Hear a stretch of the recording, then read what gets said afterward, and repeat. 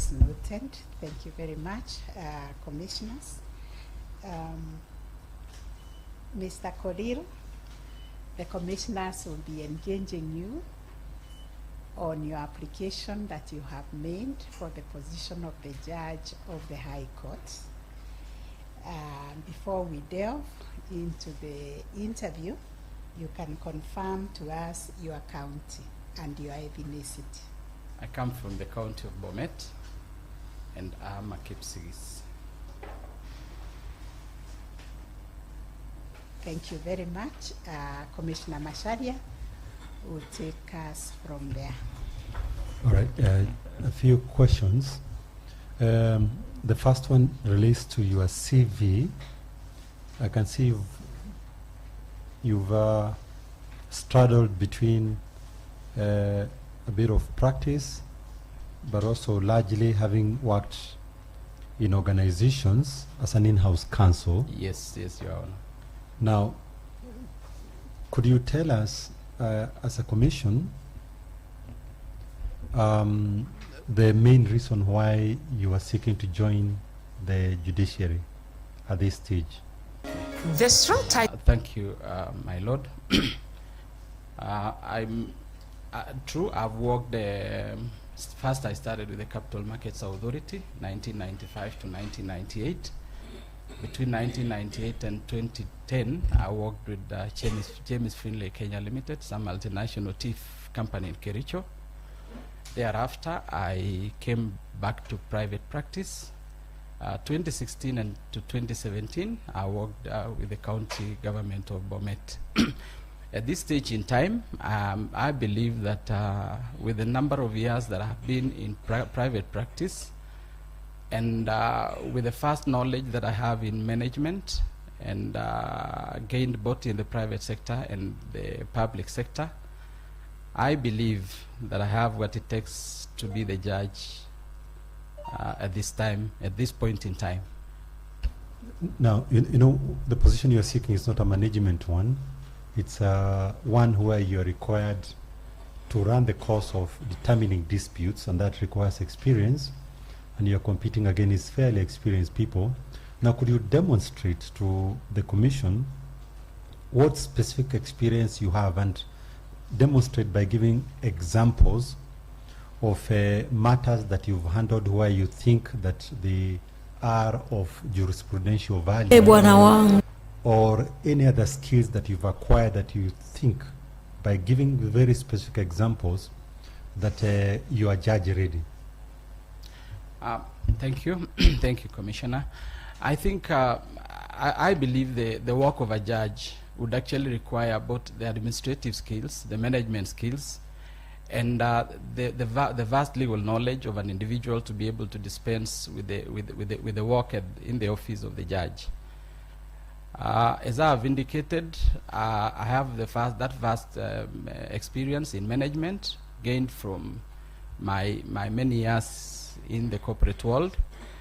On the side of practice and the experience that I have been able, in my own law firm in Kericho, been able to handle quite a good number of cases. I've actually successfully prosecuted them. Of course, in practice, there is always there are always those cases that you will win, and there are those cases that you will lose. One case that come to mind involved an estate of a very senior person in this country, where I prosecuted with one of my colleagues in Kisumu. It was a succession matter, and we successfully prosecuted it. It went to the Court of Appeal, and that is when our client gave up, but we were still ready to pursue it to the end. I think there was some family concessions, and our client was sucked into the family issues. Ultimately, our client actually succeeded. At the moment, I'm also handling a very sensitive matter on historical injustice involving some families in Kericho, where they lost a lot of land to one of the multinational tea companies in Kericho.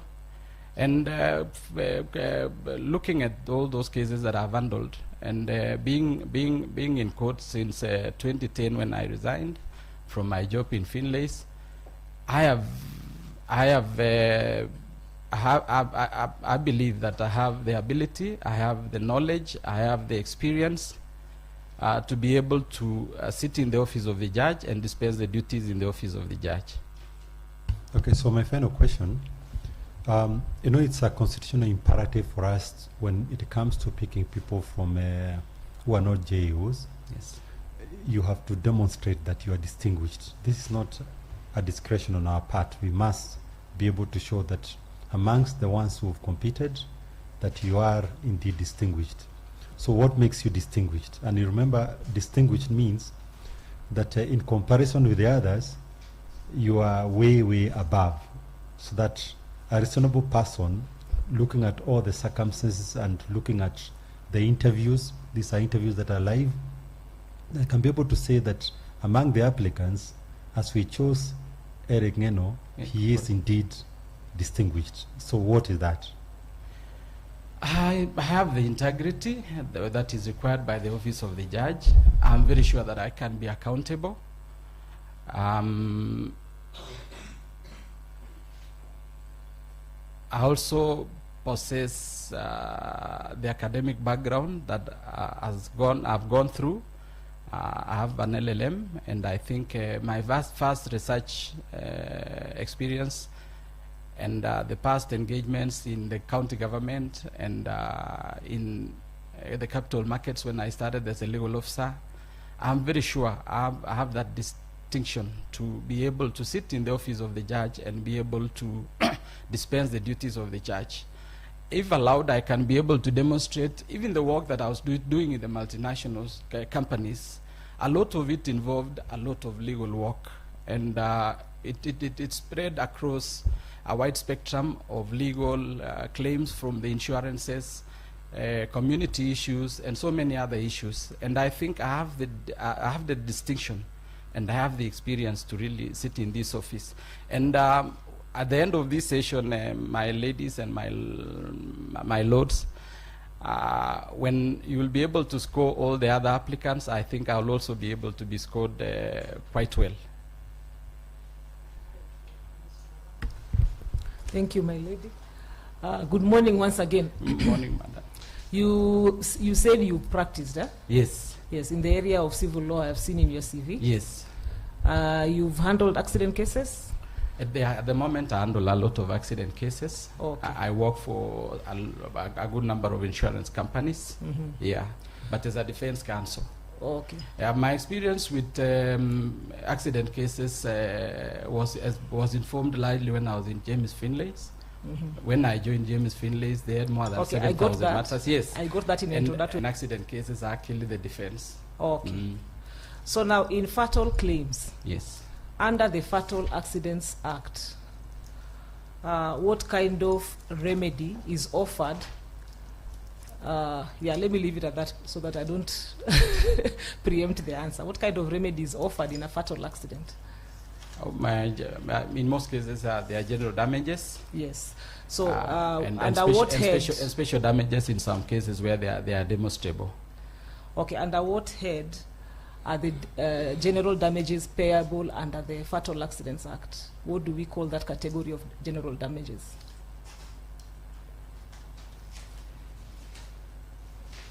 Okay, in a fatal accident, yes, generally, let me not limit you to any yes. act. What are the categories of damages, the heads of damages that are awarded usually? With the general heads of damages that are payable on fatal accidents. Yes. We have loss of earnings if he was an employee. Mm-hmm. We also have pain, mm-hmm. Pain and loss. We also pain and suffering. Pain and suffering, yes. We also, if the deceased was an employee, we also look at the lost opportunity to his family, to his family and other dependents. So, which of those falls under the Fatal Accidents Act? Pain and suffering. Under the Fatal Accidents Act? I think I need to check that. Okay, let's leave that. Yes. how do we calculate loss of dependency? It is usually the number of the number of remaining years by the earnings of the individual. Yeah, at the time of the accident, and if that person was just a general worker, we always go to the general order and look at the general order and work from the general the wages general, that as a basis of calculation. So you say if he doesn't have a salary or if he doesn't have a payslip? If he doesn't have a payslip, if he's not employed and he doesn't have a payslip. So what if he had no job? But that is one of the scenarios again that we'll use. Look back to the general order and work on it. I've worked on it successfully, and if he has no job at all? If he has no job. Okay. Because at the end of the day, that person was being depended on by someone, and there is a loss to that family, especially if the family demonstrates that he was a breadwinner. At the end of the day, there must be a basis. Okay, just hear me out. What I asked, he has no job. Yes. Okay. Thank you. Thank you, my lady. Thank you, Mr. Korir. We are trying to locate your strengths in law. So which area of law would you say is your strength? Is your strengths lie? My strength in law lies in the land law and family division. Court for land matters. So I think we would benefit from you on matters of succession. Yes. Let me take you to the Constitution. When you are applying the provisions of the Bill of Rights, and when you are interpreting the Bill of Rights, what would be your duty? I want you to tell us 4 guiding principles that will guide you when you are interpreting the Bill of Rights.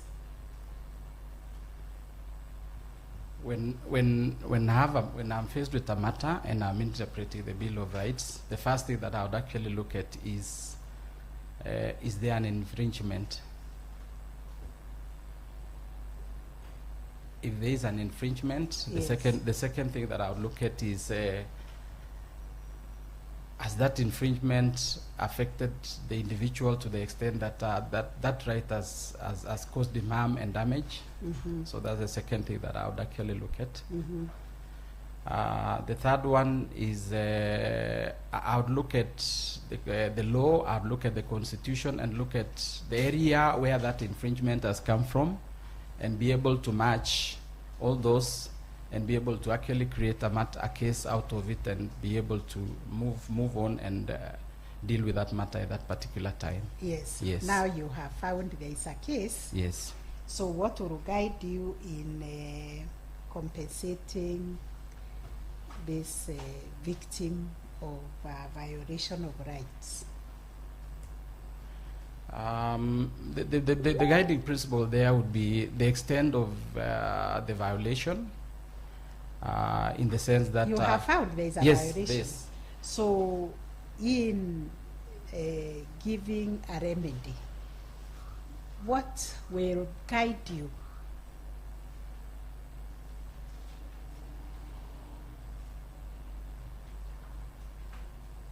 I'll need to check on that, but You need to check I'll on need that. to check on that. Yeah. Yes, there are 4 broad principles. Brody, I know those principles. Only that it's Yes, that's a hot seat. yes, I think it's a hot seat, my lady.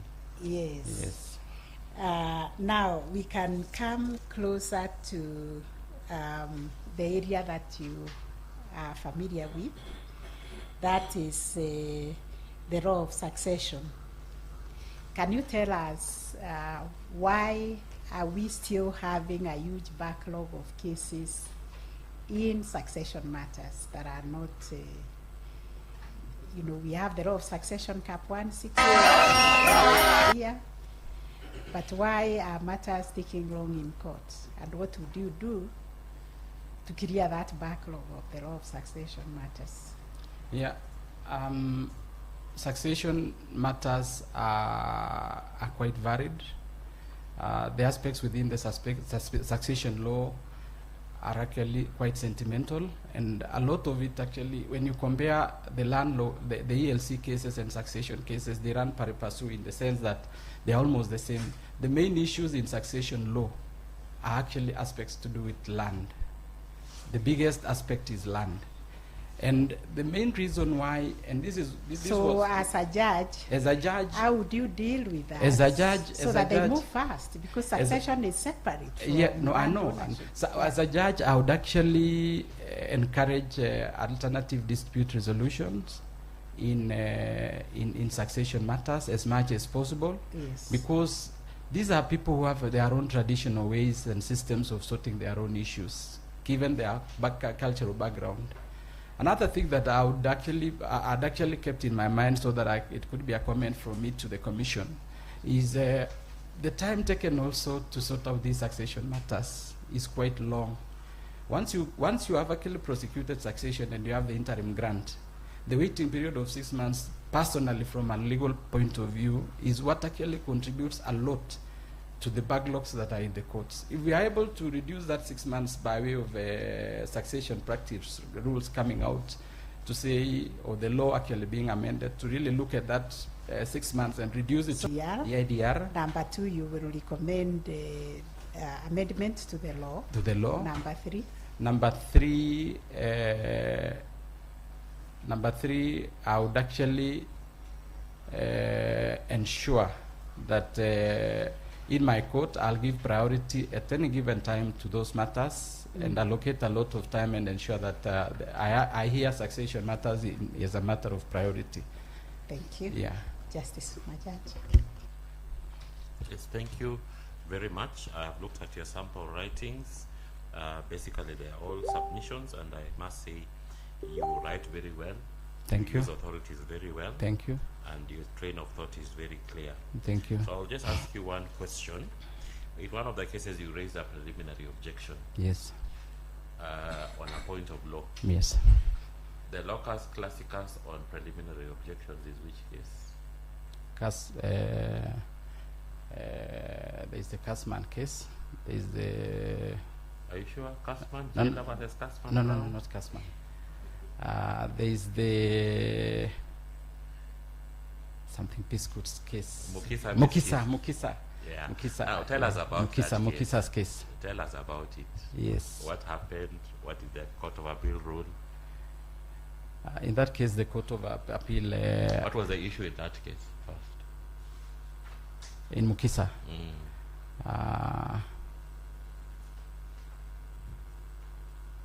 Sorry, I'm getting mixed up in my mind on a few of those authorities that have actually come in on the Mukisa case. But Mukisa case is a locus classicus on preliminary objections. On preliminary objections, and we use it every often, because preliminary objections are quite a lot in. So the reason now I'm asking now that you use it very often, can you tell us about the case itself? I'll need to check on the facts of that case, my lord. Yeah. Thank you very much. Thank you.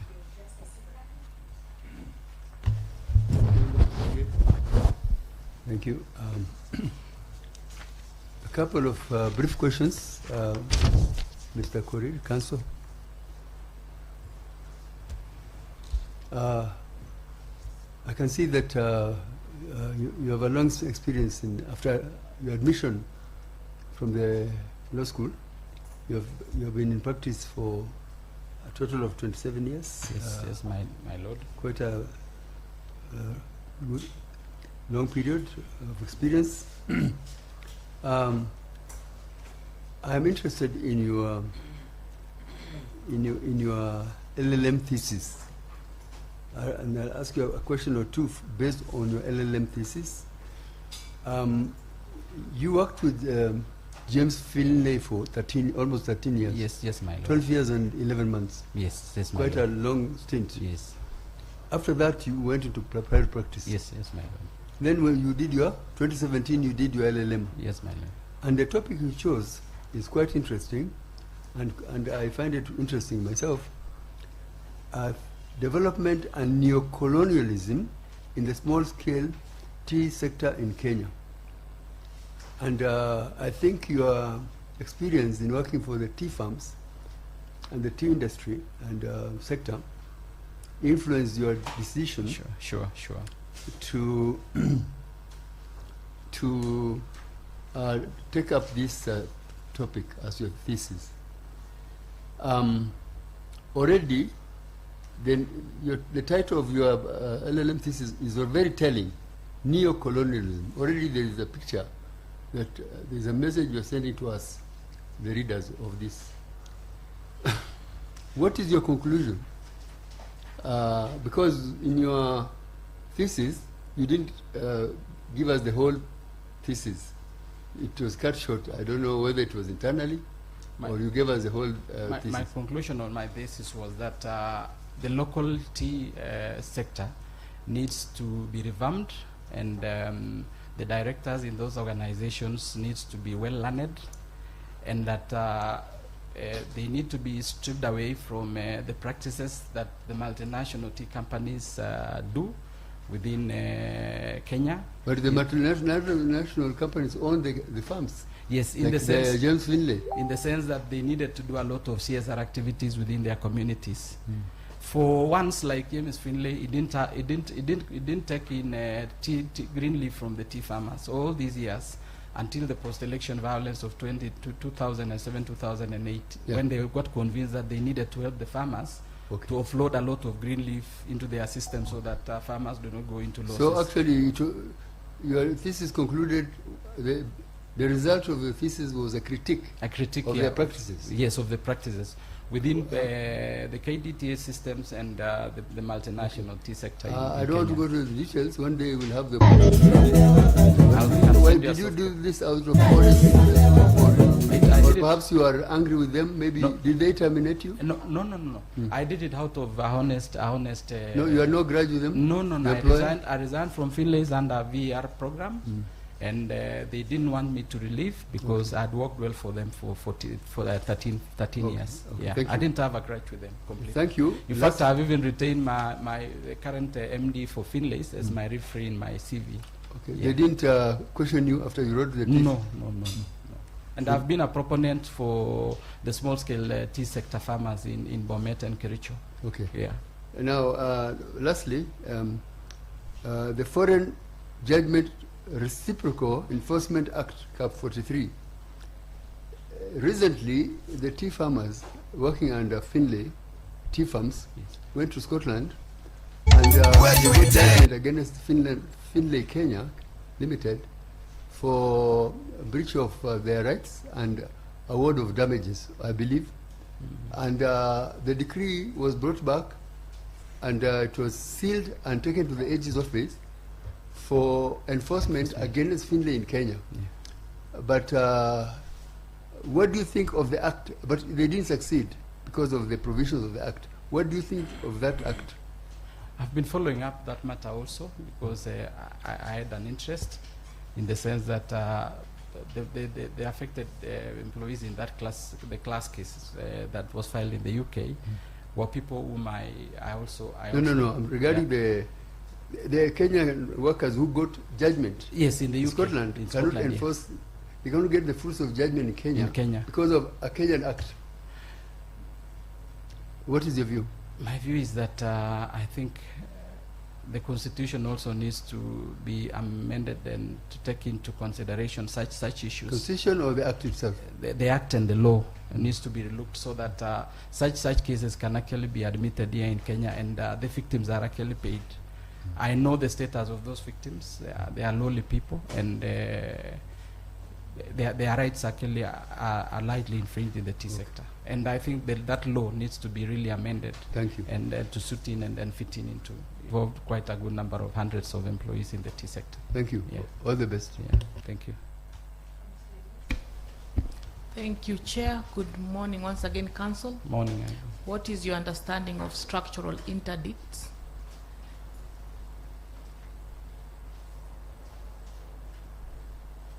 I need to check that, my lady. Okay. Yeah. Okay. The second question is that among the cases you'll be handling, and some cases on appeal from tax dispute tribunal will come to your desk. What is the burden of proving tax? Lies with the taxpayer. Mhm. Yeah, and it is it's always for KRA matters. I've known that the burden of proof is quite high on the taxpayer. You Okay. must prove. You must have all the documents. You must have all. At least I've handled at least 2 tax cases. Okay. Yeah. And site 3 of the commissioner's action that can lead to Come that's again? in line with taxes that can lead to an objection. What actions can a taxpayer object to? In a tax case, Yes. I need to check that one again. Okay. Thank you and all the best. Thank you. Thank you, Chair. Thank you, Honorable Chair, and Bwana Kipngeno. Yes, my lady. Just 1 or 2 questions. Having practiced law for 27 years, that is indeed a very long period, and given your application, it is indeed true that you've been in very many other sectors in the practice of the law that you've undertaken for the 27 years. However, when you become a judge of the High Court, you will also be handling appeals from the Magistrates Court. Yes, yes, my lady. And it is important that you're also well versed with what you're supposed to do when it comes to appeals. So imagine you're handling a criminal appeal, and there is a case whereby there is a magistrate who took the evidence of, say, 5 witnesses. That magistrate was transferred. There is an incoming magistrate who now has to take over from the previous magistrate. Yes. As a judge, and looking at that record, what is it that you would want to ensure was complied with by the incoming magistrate? As a judge, I would ensure that at least there is a proper understanding by the new magistrate on the proceedings of the outgoing magistrate. That is all right, in the sense that if at the end of the day the incoming magistrate feels that that case was not properly handled by his or her predecessor. It was properly handled, the proceedings are typed, the incoming magistrate can read those proceedings, they are okay with those proceedings. There is no problem as far as the proceedings are concerned. I think I'll check that that new magistrate came and closed the matter very well. What do you mean, close the matter very well? Had it, and if there were remaining witnesses to be called, and the matter would just, you'll actually, that the new magistrate has taken that matter to its logical conclusion. Is there an obligation that is placed upon the incoming magistrate that is provided by the Criminal Procedure Code? Yes. What is that requirement that that magistrate must adhere to?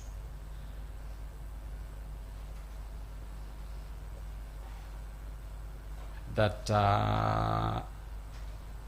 the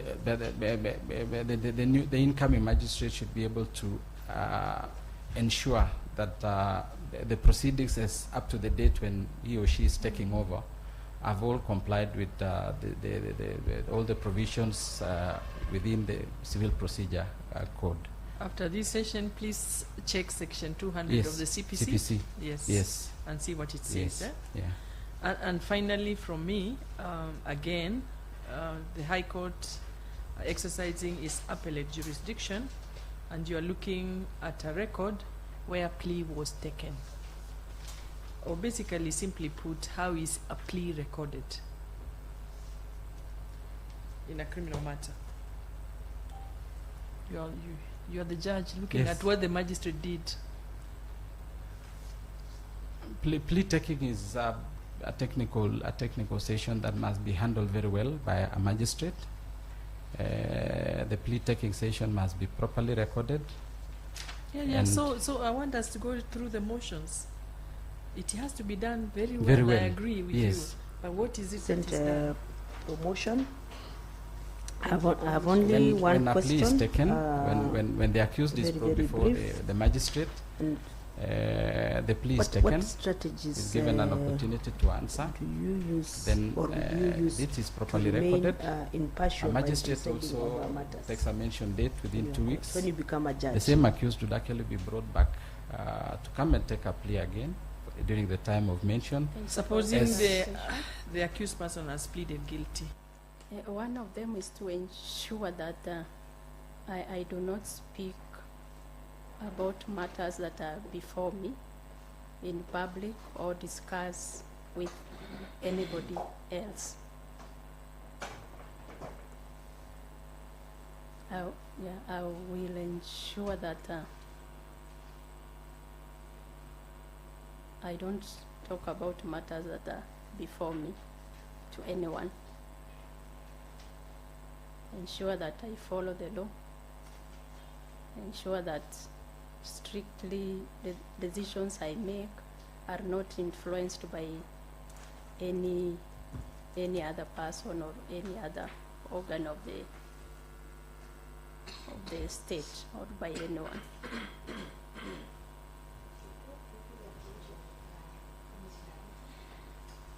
Thank you very much, Mheshimiwa Booker. I also want to join my colleagues in congratulating you for the promotion.